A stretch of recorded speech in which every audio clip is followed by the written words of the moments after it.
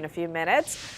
Well, new at noon, the New Orleans Office of Inspector General officially recommends that the city of New Orleans gives up the Upper Pontabla Apartment in the French Quarter that Mayor Cantrell frequently uses. She frequently uses that apartment and has become a focal point in a series of Fox 8 investigations involving the mayor and the NOPD officer Jeffrey Vappy. Josh Robertson joins us now with the latest. Josh.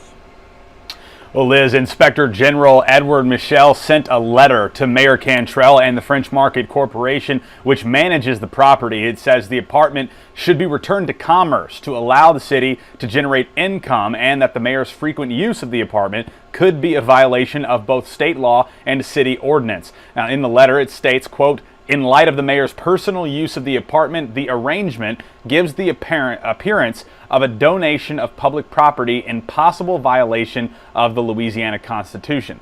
It goes on to say, quote, "The O.I.G. recommends that the city relinquish the apartment to the French Market Corporation to rent out to the public." Now, this would ensure that the city receives a benefit equivalent to the fair market value from this high demand property. Now, the Upper Pontabla Apartment has been a focus in a series of Fox 8 investigations after thousands of hours of footage from a public security camera showed the mayor and her former security officer Jeffrey Vappy spending hours, both day and night, inside of that apartment. Public records requests revealed that the mayor was apparently doing very little work during that time, sending few emails and sometimes canceling or missing meetings and appearances. Mayor Cantrell has publicly defended her use of the Pontabla apartment, claiming she uses it the same as other mayors did before her. Michelle says while there's no written agreement involving the apartment, Cantrell's use has far exceeded how past mayors have utilized the space. So it appears the use here is often daily use.